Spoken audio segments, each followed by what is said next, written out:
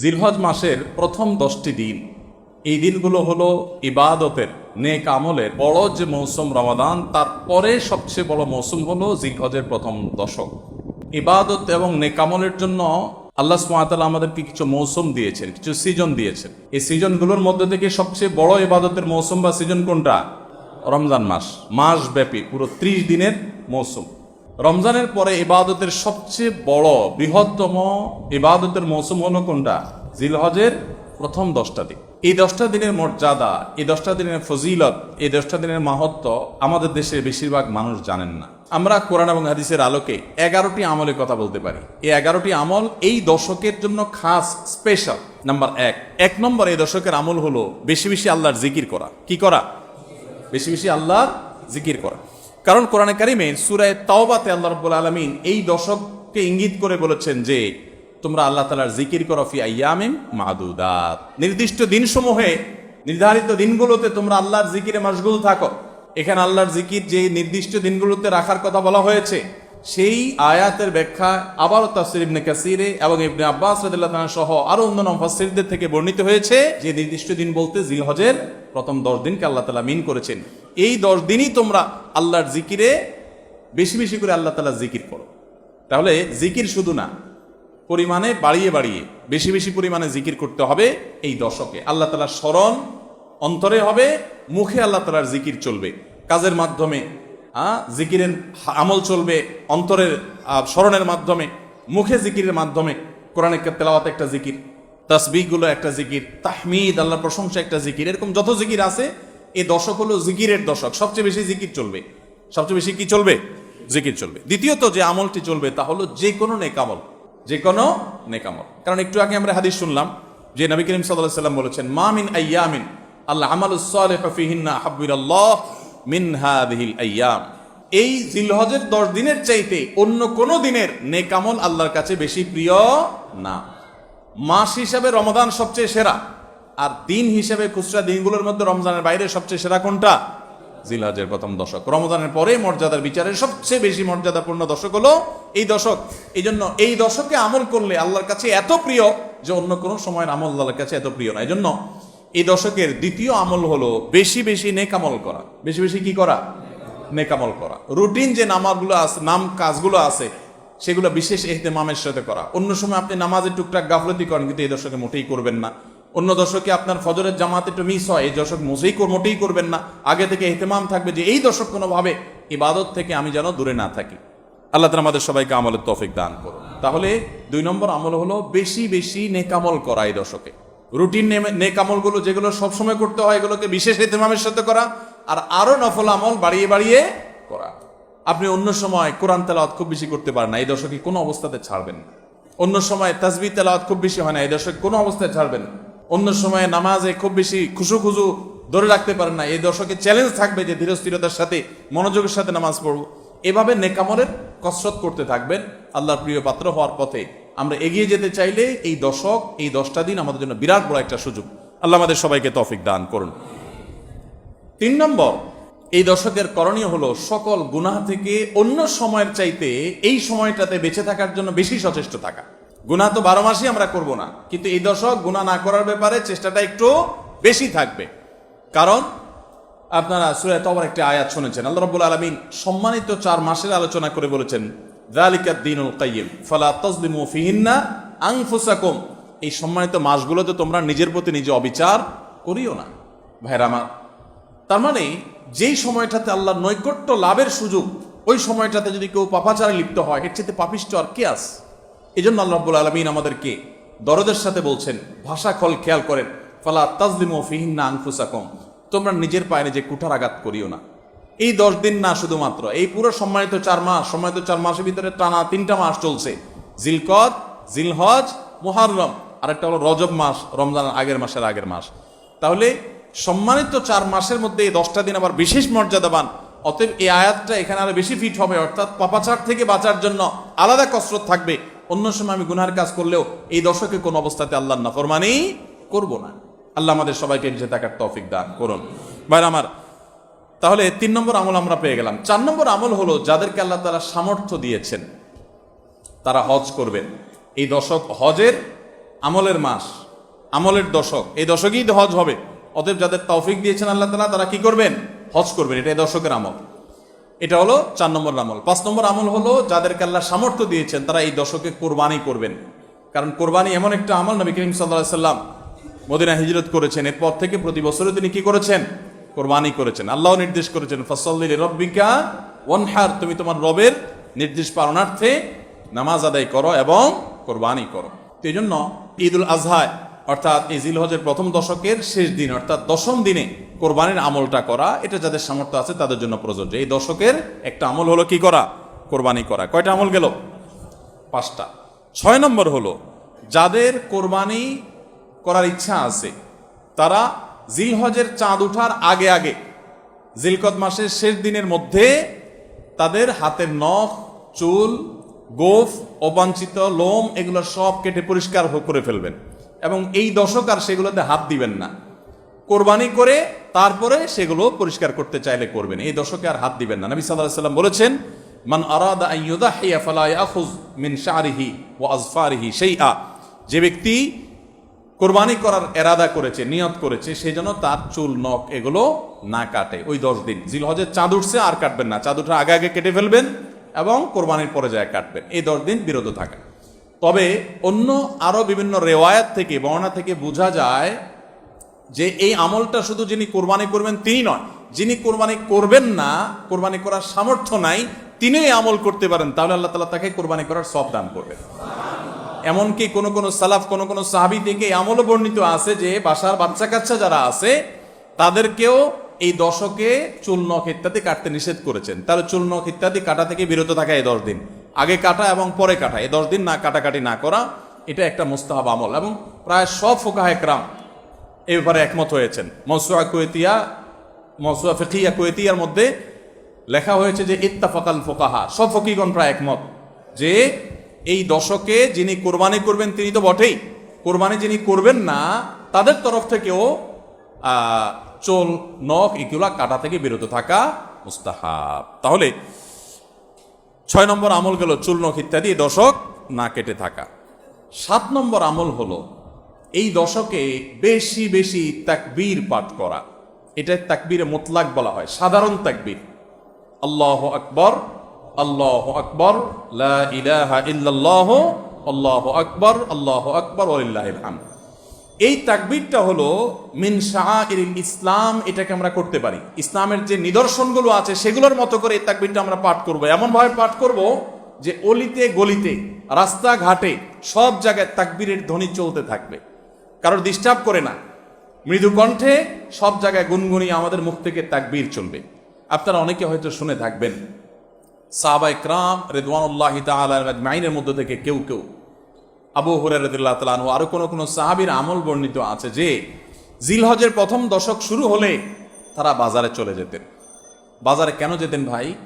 শুধুমাত্র এই নিয়তে বাজারে যেতেন যে বাজারে গিয়ে অনেক মানুষজন থাকবে, তাদের সামনে গিয়ে উচ্চস্বরে তাকবীর পাঠ করব, আমার তাকবীর শুনে পুরো বাজারে সবাই গুনগুনিয়ে তাকবীর বলে উঠবে, এই উদ্দেশ্যে শুধুমাত্র কোন কোন সাহাবী বাজারে যেতেন এবং যে বলতেন আল্লাহু আকবার, আল্লাহু আকবার, লা ইলাহা ইল্লাল্লাহ, আল্লাহু আকবার, আল্লাহু আকবার ওয়া লিল্লাহিল হামদ। শয়তান আমাদের পুরো সমাজকে গ্রাস করে ফেলছে ভাই।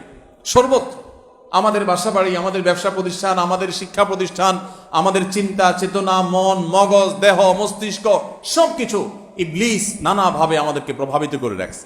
ইবলিসের ওয়াজ তো আজকাল আমরা শুনি না। কোরআনে আল্লাহ তাআলা সবচেয়ে বেশি যাকে শত্রু হিসাবে দেখাইছেন সে হলো কে? ইবলিস। তার ব্যাপারে আল্লাহ বলেছেন যে সে আমাদের আদু ও মুবিন, স্পষ্ট শয়তান। আমরা জীবনে কোনোদিন দেখিই নাই, আল্লাহ বলেছেন স্পষ্ট শয়তান। কেমনে স্পষ্ট হইল? আমরা দেখিই না, সে থাকে গোপনে, আল্লাহ বলছেন স্পষ্ট। ভাইরা আমার, এই জন্য আল্লাহ স্পষ্ট বলেছেন যে শয়তান নিজে দেখা না দিলে কি হবে, শয়তানের শয়তানি সারাক্ষণ আমাদের চোখের সামনে ভাসে। চতুর্দিক থেকে শয়তানের শয়তানি আমরা দেখি না? তো এই শয়তান তার শয়তানি করে করে পরিবেশটাকে আমাদের নষ্ট করে ফেলছে। আমাদের দেশ তরুণ প্রজন্মকে ধ্বংসের দ্বারপ্রান্তে নিয়ে যাওয়া হয়েছে। তাদেরকে দিন থেকে এত দূরে সরাই দেওয়া হয়েছে, কখনো শিক্ষার নামে, কখনো সংস্কৃতির নামে, কখনো বিনোদনের নামে, কখনো খেলাধুলার নামে, কখনো ক্যারিয়ারের নামে, এক এক সময় এক এক নাম দিয়ে আমাদের সন্তানদেরকে আল্লাহে দিন থেকে এত দূরে সরিয়ে ফেলা হয়েছে আমরা অনেকে এখনো আঁচ করতে পারছি না। ভয়াবহতা কোথায় গিয়ে ঠেকেছে অনেকে অনুমান করতে পারছি না। সমাজ থেকে শয়তানের এই সমস্ত শয়তানির প্রভাব দূর করবার জন্য জিলহজের প্রথম দশকে অলিতে গলিতে রাস্তাঘাটে বাসা বাড়িতে ব্যবসা প্রতিষ্ঠানে সব জায়গায় তাকবীর ধ্বনি উচ্চারিত করতে থাকেন। এই তাকবীর ধ্বনি নীরবে না, সশব্দে, সশব্দে বলতে মানুষকে ডিস্টার্ব করে না, যতটুকু মানুষ সহনীয় হয় মৃদু কণ্ঠে এই তাকবীর গুনগুনিয়ে আমরা গাইতে থাকবো, আওয়াজ করে করে বলতে থাকবো, সর্বত্র এটি ধ্বনিত হতে থাকবে। এই আন্দোলনটা আমার প্রত্যেকটা একটু করতে হবে। রাজি আছি তো ইনশাআল্লাহ? ভাইরা আমার, বাজারে গিয়ে, চায়ের দোকানে, মাছের বাজারে বা খুব জমজমাট বাজারে গিয়ে যদি আপনি হঠাৎ করে তাকবীর দিয়া উঠেন, আল্লাহু আকবার, আল্লাহু আকবার, লা ইলাহা ইল্লাল্লাহ, আল্লাহু আকবার, আল্লাহু আকবার, ওয়ালিল্লাহিল হামদ, কত মধুর কণ্ঠে এই তাকবীর পাঠ করা যায়। আল্লাহু আকবার, আল্লাহু আকবার, আল্লাহ সবচেয়ে বড়, আল্লাহ সবচেয়ে বড়, লা ইলাহা ইল্লাল্লাহ, আল্লাহ ছাড়া সত্যিকারের কোনো মাবুদ নাই, লা ইলাহা ইল্লাল্লাহ, আল্লাহু আকবার, আল্লাহ বড়, ওয়ালিল্লাহিল হামদ, আল্লাহ বড়, আল্লাহ বড় এবং তার জন্য সমস্ত প্রশংসা। ভাইরা আমার, আল্লাহর এই বড়ত্ব এটা বলতে গিয়ে আজকাল আমাদের অনেকের হেজিটেশন হয়, আমাদের অনেকের মধ্যে ইতস্তত বোধ হয় যে মানুষের সামনে যায় বলবো। একা একা বলি ঠিক আছে, মানুষের সামনে আবার বলবো কেমন লাগে। এগুলো আমাদের ইমানের দুর্বলতার দলিল। আমার আল্লাহর বড়ত্ব বর্ণনা করতে আমার মধ্যে ইতস্তত বোধ যদি হয়, তো আমার চাইতে নিমুখ হারাম আর কি আছে আল্লাহর জমিনে? আমি কত আল্লাহ নিমুখ হারাম যে সারাদিন আল্লাহ নিয়ামতের ভিতরে ডুবে আছি, আল্লাহর বড়ত্বটা জোরে বললে কে কি মনে করবে, আমি এই চিন্তা করছি। তো আমরা ইনশাআল্লাহ এই অচল আয়তন ভাঙবো তো? আমরা ইনশাআল্লাহ এই হীনমন্যতা, এই ইতস্ততা দূর করবো তো ইনশাআল্লাহ? ভাইরা আমার, টার্গেট করে করে বাসায় যাওয়ার সময় মোবাইলে অ্যালার্ম দিয়ে দিয়ে লিখে লিখে রিমাইন্ড করে করে তারপরে আমল করব। মনে থাকবে তো ইনশাআল্লাহ? যেখানে মানুষ আছে একটু জোরে জোরে তাকবীর পাঠ করবো। বাসায় ঢোকার সময় জোরে জোরে পড়তে পড়তে ঢুকবেন, যাতে বাসার সবাই তাকবীর দিয়ে উঠে। হঠাৎ মনে হবে একটু জোরে জোরে পড়বেন, যাতে সবাই তাকবীর দিয়ে উঠে। পুরো পরিবেশটাকে সেভাবে করবেন। আমি আমার বাসায় এই দশক আসলে সাধারণত মৃদু কণ্ঠে ভলিউমের সবসময় তাকবীরটা চালু করে রাখি, যাতে সবার মনে হয়। অফিসে কম্পিউটারে এটাকে মৃদু কণ্ঠে চালু করে রাখি, অন্যান্য কাজ করতে থাকি, এই আওয়াজ চলতে থাকে, যাতে করে যে আসে সে দেখে তার মনে হয় সে আমলটা করতে পারে। তো আমরা এই আমলটা চিন্তা করবো তো ইনশাআল্লাহ? যদি আপনি বাজারে গিয়ে তাকবীর বলেন, আমাদের সমাজের যে অবস্থা, যে অবক্ষয়, দিনই চেতনা দিন দিন যেভাবে হারিয়ে গেছে, আপনার তাকবীর শুনে হয়তো অনেকে হাসবে। হঠাৎ করে যখন বাজারে গিয়ে তাকবীর দিবেন জোরে জোরে, বলবে ব্যাপার কি? কেউ কেউ হয়তো ইশারা করেছে মাথায় হয়তো কোনো সমস্যা আছে। এরকম হতে পারে, হতে পারে কি পারে না? কেন হইতে পারে? কারণ সব গাফেলদের মধ্যে একজন জাকের আসছে, সব গাফেলদের মধ্যে একজন জাকের আসছে। যেখানে সবাই গাফলতিতে নিমজ্জিত, সেখানে একজন জিকিরকারী আসছে। এই জন্য ওই গাফেলদের মধ্যে জিকিরকারী, একজন জিকিরকারী ব্যক্তিকে মনে হয় পাগল, অথবা তাকে বলা হয় যে আননোন। অথচ হওয়া দরকার ছিল মুসলমানদের সমাজে সবাই জাকের, এক দুজন গাফেল, আর আমরা সবাই হয়ে গেছি গাফেল। এই জন্য একজন জিকিরকারী হলে তাকে মানুষ কি করে? উপহাস করে, পাগল মনে করে। ওই যে কোন দেশে নাকি রাজাকে ভবিষ্যৎবাণী করা হয়েছে যে রাজা সাহেব পাগলা পানি আসতেছে, পাগলা পানি, বন্যার পানিতে যে পানি আসবে এটাতে সব জায়গা ছড়ায় যাবে, এটা পাগলা পানি, দেশে আর কোনো পানি থাকবে না, এই পানি সবাই খাইতে বাধ্য হবে, আর এই পানি পাগলা পানি নাম এই জন্য দেওয়া হয়েছে, এই পানি যে খাবে সে পাগল হয়ে যাবে। রাজা সাহেব এই ভবিষ্যৎবাণী শুনে পরামর্শ করতেছেন সব মন্ত্রীদের সাথে যে কি করা যায়। দেশের সব মানুষ পাগল হয়ে গেলেও আমার তো অন্তত ভালো থাকতে হবে, আমি পাগল হয়ে গেলে দেশ চলবে কেমনে? তো সবাই বুদ্ধি দিচ্ছে, রাজা সাহেব এক কাজ করেন, তাহলে আপনার রাজ বাড়িতে বেশি করে পানি স্টক করে রাখেন, যে পাগলা পানি যখন আসবে, সাধারণ পানি যখন থাকবে না, টাঙ্কিতে আপনার বাসায় পর্যাপ্ত পানি থাকবে, 1-2 মাস চলবে। তো অন্তত আপনি ওই পানিগুলো খাইয়া ভালো থাকলেন, জনগণ সব পাগল হয়ে গেল, আপনি একটু সামলালেন। তো বুদ্ধি অনুযায়ী রাজা সাহেব সব পানির ব্যবস্থা রাখছে এবং বিরাট পানির ট্যাঙ্কি ভরে ফেলছে। ভরার পর এবার সেই পানির ট্যাঙ্কির পানি রাজা সাহেব এবং তার ফ্যামিলির লোকজন খাইছে, এবং যথারীতি জনগণ ওই পাগলা পানি খায় সব পাগল হয়ে গেছে, আর পাগল হয়ে সব কাপড় চোপড় খুলে ফেলছে। এখন সব পাগলরা এসে রাজবাড়ি ঘেরাও করে ফেলছে, এবং সবাই মিলে বলতেছে ওই দেখ কয়েকটা পাগল, কারণ এগুলোর পরনে কাপড় আছে, এগুলো মাথা নষ্ট হয়ে গেছে, এটা পরনে কাপড় পরে রয়েছে কেন? এবার রাজা সাহেব সবার সাথে পরামর্শ করতেছে, পরিবার সদস্যদের সাথে, যে আমাদের কি করা এখন? সবাই যে আমাদেরকে পাগল বলা শুরু করছে, যদি পাগল বলে মাধ্যুর দেওয়া শুরু করে দেয় কি করা যাবে? তখন এবার সবাই বুদ্ধি করলো পরিবারের লোকেরা যে তাহলে এক কাজ করা যাক, যে সমাজে সব পাগল থাকে সেখানে আসলে সুস্থ থাকাটা দোষের, আমরাও চলেন পাগলা পানি খায় পাগল হয়ে যাই।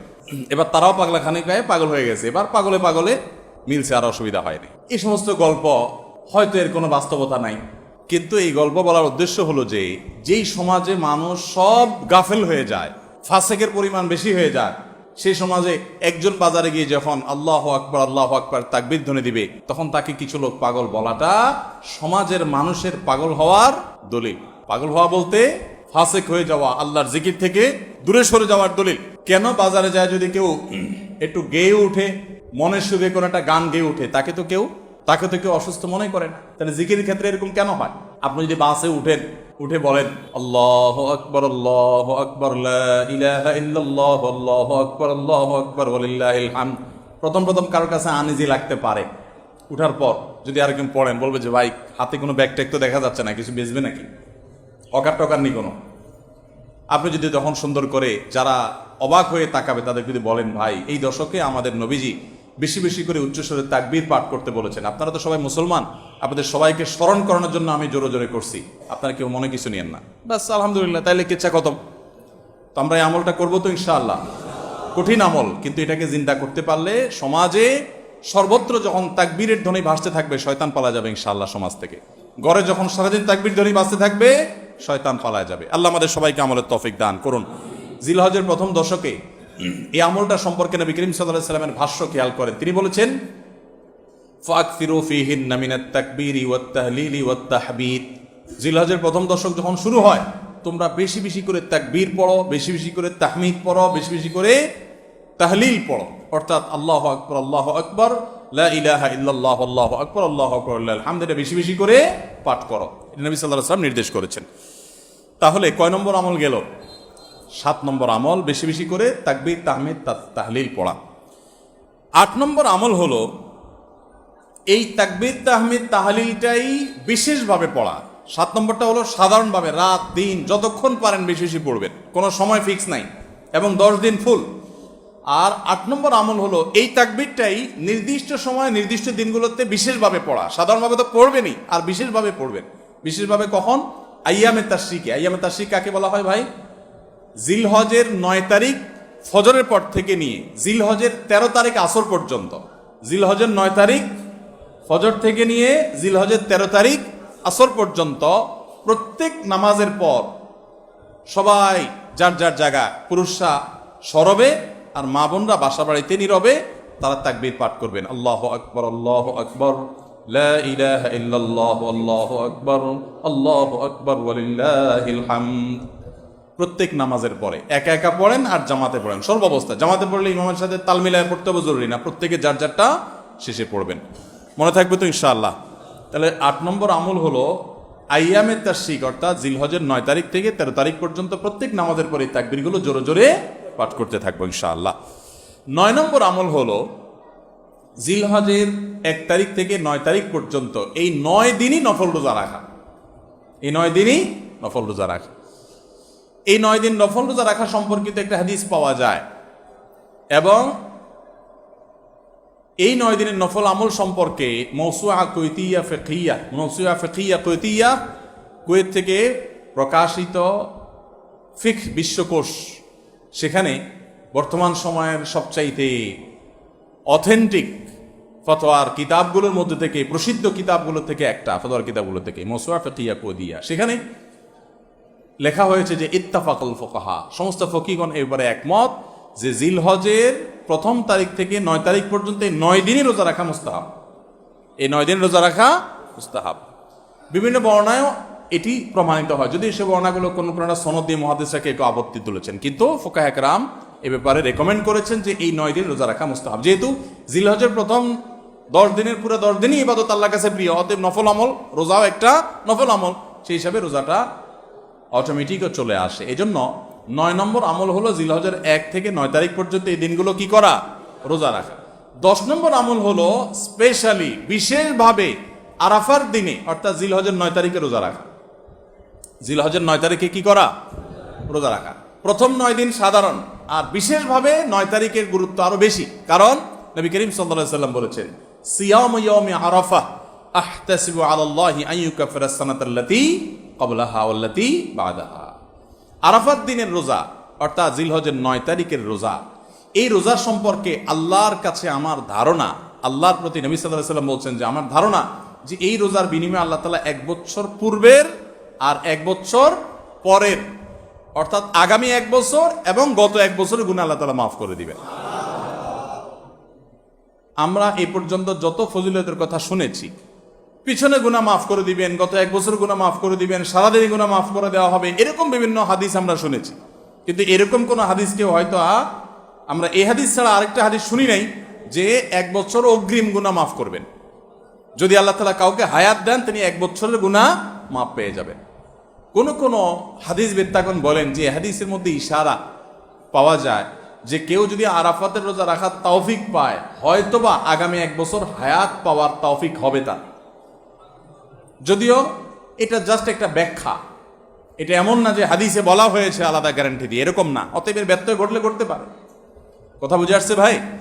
তো এই জন্য এই আরাফাত দিনের রোজা এটা আমরা মিস করবো না ইনশাআল্লাহ। তাইলে 10 নম্বর আমল গেল জিলহজের 9 তারিখের রোজা। 11 নম্বর আমল হলো ঈদুল আজহার সমস্ত সুন্নাতগুলো আমল করা। ঈদুল আজহার অনেকগুলো সুন্নাত আছে না, এই সুন্নাহগুলো সবগুলো আমল করা। ঈদুল আজহার যে সুন্নাহগুলো আমল সাধারণত হয় না, গোসল আমরা করি, সুগন্ধি আমরা ব্যবহার করি, আলহামদুলিল্লাহ, অন্য অনেক সুন্নাত আমরা আমল করি, কিন্তু যে সুন্নাতের আমল সাধারণত হয় না তার ভিতরে একটা হলো ফজরের নামাজ মহল্লার মসজিদে এসে পড়া, ভোর রাতে আগে আগে উঠা। অন্য সময়ের চাইতে ঈদের দিন ফজরে মুসল্লি আরো আমাদের মসজিদে কম থাকে, কারণ চাঁদ রাইতে তামাশা করে বেড়ায়, ফজর নামাজ মিস হয়ে যায়। তো ইমানদার সেটা করতে পারেন না। ঈদের সুন্নাহটা বিশেষভাবে আদায় করার চেষ্টা করা দরকার, অর্থাৎ জামাতের সাথে ফজর নামাজ পড়া দরকার, আগে আগে উঠা দরকার। ঈদের দিনের সুন্নাতগুলোর মধ্যে থেকে একটা। আরেকটা সুন্নাত আমাদের অবহেলিত, আদায় হয় না, সেটা হলো ঈদুল আজহা হোক আর ঈদুল ফিতর হোক, ঈদের নামাজ মাঠে পড়ার চেষ্টা করা দরকার। কোথায়? মাঠে। মাঠ এখন কম, বিশেষ করে শহর এলাকাতে মাঠ একটু কম, কিন্তু যেগুলো আছে সেগুলো যদি সঠিকভাবে সবগুলোকে ব্যবহার করা হয় তাহলে অনেক জায়গায় সুন্নাহ জিন্দা হয়। আমরা ঈদের নামাজ মসজিদে পড়ি, কেন পড়ি? একটা অজুহাত দেই, মাঠ কম। এই অজুহাত সব ক্ষেত্রে গ্রহণযোগ্য না এবং সঠিক না। অনেক জায়গায় মাঠ থাকা সত্ত্বেও মানুষ মসজিদে নামাজ পড়ে, কারণ সব মহল্লার মানুষ আলাদা আলাদা নিজেরা একটু মাতবরি করতে চায়। আমরা আবার আরেক জায়গায় নামাজ পড়তে যাবো, আমাদের একটা বাঁকাবাতি থাকে। এই রোগ মসজিদে ঢুকে গেছে, মসজিদ কমিটির লোকদের মধ্যে রোগ ঢুকে গেছে। তারাই কোরবানি করতে রাজি না যে আমরা এখানে জমাত করব না, চল আমরা সবাই মিলে বড় একটা মাঠে করি। বড় মাঠে কয়েক মসজিদের একসাথে নামাজ আদায় করার যে সৌন্দর্য আছে, এই সৌন্দর্য মসজিদের মধ্যে ঈদের নামাজ পড়ার মাধ্যমে নাই। এই জন্য ভাইরা মাঠে ঈদের নামাজ জিন্দা করার চেষ্টা করতে হবে ইনশাআল্লাহ। চেষ্টা করা যাবে না ইনশাআল্লাহ? তাই বলে আবার রাস্তাঘাট আটকায় মানুষের অসুবিধা হয় সেভাবে করে ঈদের নামাজ ব্যবস্থা করেন না। হ্যাঁ, যদি কোনো রাস্তা এরকম হয় যে না এ রাস্তা বিকল্প বহু রাস্তা ডানে বামে আসে, মহল্লার রাস্তা, কারোর কোনো অসুবিধা হবে না, তাহলে সেখানে হতে পারে শর্ত সাপেক্ষে। কিন্তু সাধারণত রাস্তা নয়, বরং আমাদের নামাজ পড়তে হবে কোথায়? মাঠে। এবং ঈদের নামাজ মসজিদে আদায় করবেন না, মাঠে আদায় করবেন। এই আওয়াজটা সর্বত্র তোলা দরকার। শহর তো বটেই, গ্রামে পর্যন্ত এখন প্রত্যেক মসজিদের নামাজ হয়। কেউ কাউকে মানতে রাজি না,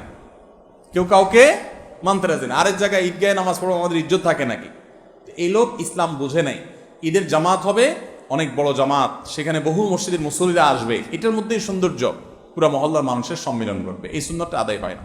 ঈদুল আজহার আরেকটা সুন্নাত অবহেলিত, সেটা হলো ঈদুল আজহায় আমরা জানি যে প্রথম খাবার ঈদুল আজহার কোরবানির গোশত দিয়ে হবে, এটা সুন্নাত। ওমর রাদিয়াল্লাহু তাআলা থেকে একটা রওয়ায়াত বর্ণিত আছে যে আল্লাহ তাআলার উদ্দেশ্যে কোনো কিছু দান করলে এটা নিজে ভোগ করা যায় না। যায়? আপনি আল্লাহকে খুশি করার জন্য আল্লাহর ওয়াস্তে কিছু দিয়ে দিয়েছেন, এটাকে নিজে খাওয়া যায়? আর এটা আপনি গরিবকে দিয়ে দিবেন, মসজিদে দান করলে মসজিদকে দিয়ে দিবেন, আপনি নিজে ভোগ করতে পারবেন না। শুধু কোরবানি এবং আকিকা এই দুইটা আমল আছে, যে এই দুইটা আমল আল্লাহকে খুশি করার জন্য জবাই করার সময় বলছেন বিসমিল্লাহ আল্লাহু আকবার, আল্লাহুম্মা লাক মিনকা ওয়ালাক, আল্লাহ আপনার তরফ থেকে আবার আপনার উদ্দেশ্যেই কোরবানি করলাম, আমার কোনো ধান্দা নাই। অথচ আবার ঠিকই ওইটার গোশতটা আল্লাহ আপনাকে খেতে দিয়েছে, কারণ এটা আল্লাহর পক্ষ থেকে সাদাকা, আল্লাহর পক্ষ থেকে মেহমানদারি, যে আল্লাহ আপনার থেকে কবুল করেছেন এবং বলেছেন বান্দা আমি বুঝে পাইছি, এবার তোমাকে দিছি, তুমি খাও। তো এই জন্য আল্লাহর মেহমানদারি দিয়ে দিনের প্রথম খাবার গ্রহণ করা, যাতে করে ক্ষুধার্ত থেকে খাবারের প্রতি আগ্রহী হন আপনি, এবং আল্লাহর মেহমানদারি দিয়ে প্রথম খাবার খান আপনি, এটা সুন্নাত। এজন্য ঈদুল আজহার দিন আমরা কোনো কিছু না খেয়ে থাকবো, রাতে খেয়ে যে শোবো, এরপরে আর কোনো কিছু খাবো না, ঈদগাহে আসবো না খেয়ে, কোরবানির পশুর গোশত বানায়া রান্না করে ওইটা দিয়ে প্রথম খাবার খাবো ইনশাআল্লাহ। আল্লাহ তাআলা আমাদের সবাইকে এই সব সুন্নাহগুলো মেনে চলার তৌফিক দান করুন। তাহলে 11 নম্বর আমল হলো ঈদুল আজহার সব সুন্নাহগুলা পালন করা।